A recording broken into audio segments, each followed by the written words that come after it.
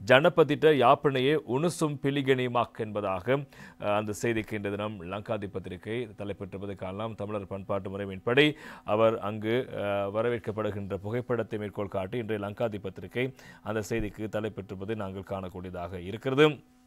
அதேபோல இன்றைய தினம் மற்றொரு செய்தியும் இடம்பெடுத்திருக்கிறது. இன்றைய வீரகேசரி பத்திரிகையினுடைய பிரதான தலைப்புச் செய்தியாக அந்த செய்தி வந்திருக்கிறது.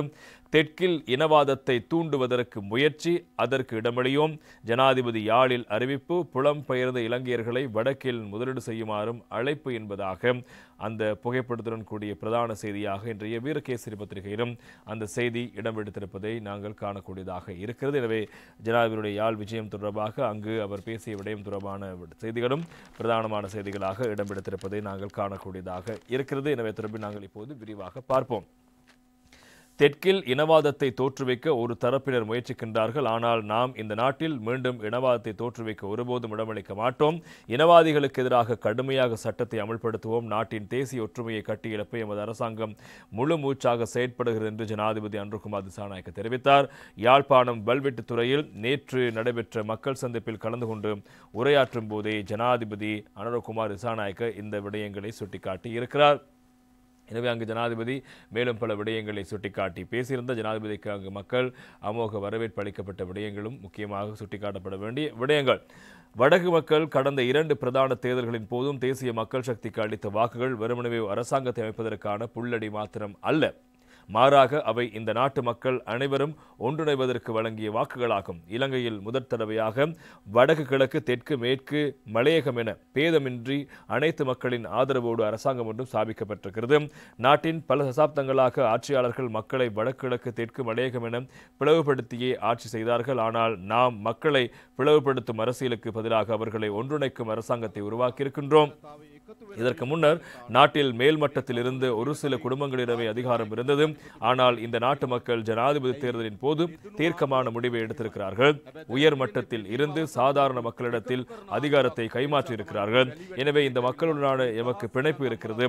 கட்டம் கட்டமாக இந்த நாட்டை நாம் மீட்டெடுப்போம். அஸ்வசம கொடுப்பனவை அதிகரித்திருக்கின்றோம். வறுமை கோட்டின் கீழ் வாழும் பாடசாலை மாணவர்களுக்கு கொடுப்பனவை ஒன்றை வழங்கியுள்ளோம். நாடளாவிய ரீதியில் அரச பாடசாலைகளில் உள்ள ஆசிரியர்கள் வெற்றிடங்களை நிரப்புவதற்கு தீர்மானித்துள்ளோம். இந்த வருடத்துக்குள் அதற்கான நடவடிக்கை எடுப்போம். வடக்கின் காங்கேசன்துறை, பரந்தன், மாங்குளம் ஆகிய பிரதேசங்களில் புதிய கைத்தொழில் பேட்டைகளை நிறுவுவதற்கு நடவடிக்கை எடுத்திருக்கின்றோம். வெளிநாட்டில் உள்ள புலம்பெயர்ந்த இளைஞர்களுக்கு இங்கு முதலீடு செய்யுமாறு அழைப்பு விடுக்கின்றோம். தொழில் வாய்ப்பு இல்லாமல் இருக்கும் இளைஞர்களுக்கு இங்கு தொழில் வாய்ப்புகளை ஏற்படுத்தி கொடுப்போம். நாம் ஒன்றிணைந்து இந்த நாட்டை கட்டியெழுப்புவோம். கடந்த காலங்களில் இனவாதத்தை பயன்படுத்தி அரசியல்வாதிகள் ஆட்சிக்கு வந்தார்கள். நாட்டில் மீண்டும் இனவாதம் மதவாதம் தோற்றம் பெற ஒருபோதும் இடமளிக்க மாட்டோம். இனவாதத்தை கையில் எடுக்கும் தரப்பினருக்கு எதிராக கடுமையான சட்டத்தை நாம் நடைமுறைப்படுத்துவோம். இனிமேலும் முரண்பட்டு கொண்டு நாட்டை முன்னோக்கி கொண்டு செல்ல முடியாது. இனங்களுக்கிடையில் தேசிய ஒற்றுமை கட்டியெழுப்பப்பட வேண்டும். அதற்கு எமது அரசாங்கமும் முழுமூச்சாக செயற்படுகிறது. மக்களிடத்தில் இனவாதம் மதவாதம் இல்லை, ஆனால் அரசியல்வாதிகளிடம் இந்த பண்புகள் உள்ளன. தற்போது தெற்கில் இனவாதத்தை தோற்றுவிக்க ஒரு தரப்பினர் முயற்சிக்கின்றார்கள். இந்த நாட்டை புதிய யுகத்தை நோக்கி அழைத்து செல்வோம். இந்த மக்கள் எம் மீது வைத்துள்ள நம்பிக்கையை ஒருபோதும் சிதைக்க மாட்டோம். கடந்த காலங்களில் இடம்பெற்ற ஊழல் மோசடி தொடர்பில் விசாரணைகளை மேற்கொள்வோம். தண்டனை பெற்றுக் கொடுப்போம். கடந்த தேர்தலின் போது பிரிந்து செயற்பட்டவர்கள் மீண்டும் ஒன்றிணைய முயற்சிக்கிறார்கள். நேற்று முன்தினம் இரவு ஒன்றாக கூடியிருக்கிறார்கள். ஒரு பக்கம் மத்திய வங்கியை கொள்ளையடித்தவர், மற்றைய பக்கம் ஆஸ்திரேலிய பிரஜை ஒருவரை ஏமாற்றியவர்.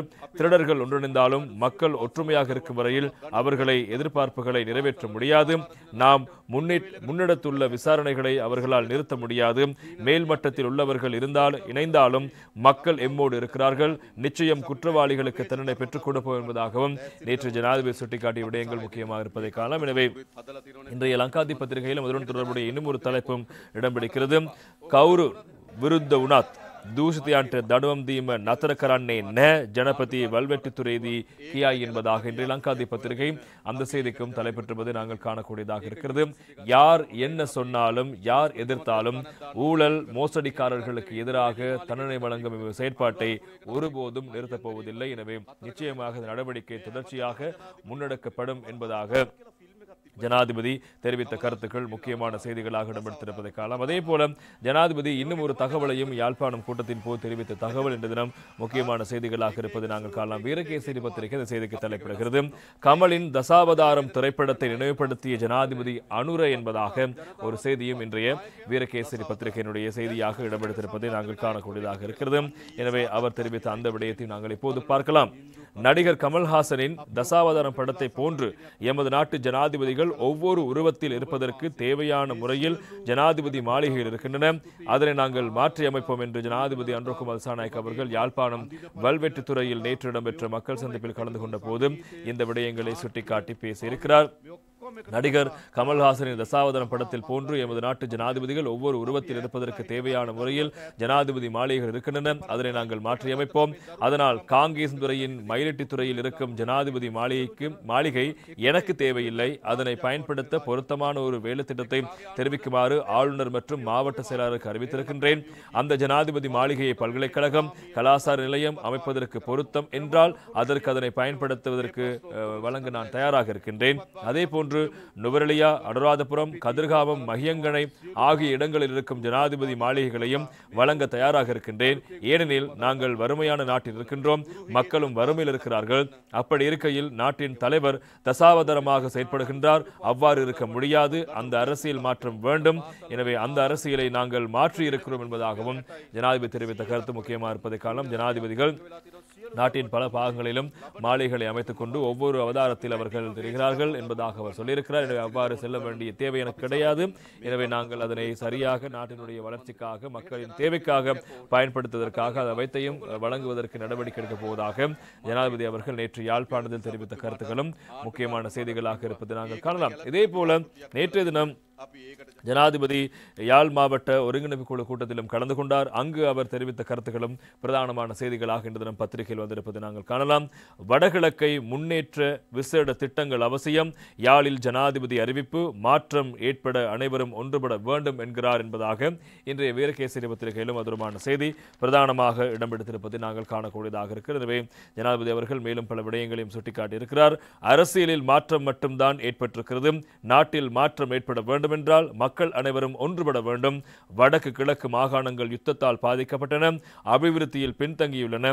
இதனை முன்னேற்றுவதற்கு விசேட திட்டம் அவசியமாகும் என்று ஜனாதிபதி அனுரகுமார் திசாநாயக்க தெரிவித்திருக்கின்றார். யாழ்ப்பாணத்துக்கு நேற்று தினம் விஜயம் மேற்கொண்ட ஜனாதிபதி அனுரகுமார் திசாநாயக்க யாழ் மாவட்ட ஒருங்கிணைப்பு குழு கூட்டத்தில் கலந்து கொண்டு மாவட்டத்தின் அபிவிருத்தி தேவைப்பாடுகள் தொடர்பில் கலந்துரையாடிய பின்னர் கருத்துக்களை முன்வைக்கும் போதே இந்த விடயங்களை சுட்டிக்காட்டியிருப்பதாக அந்த செய்தி இவ்வாறு தலைப்பிடப்பட்டிருப்பதை நாங்கள் காணக்கூடியதாக இருக்கிறது. எனவே அந்த அடிப்படையில் மக்களின் காணிகள் மக்களிடம் ஒப்படைக்கப்பட வேண்டும் என்பதில் மாற்று கருத்துக்கு இடமில்லை. காணிகள் பாதுகாப்பு தேவைக்காகவும் அபிவிருத்திக்காகவும் கையகப்படுத்தப்பட்டுள்ளதென கூறப்படுகிறது.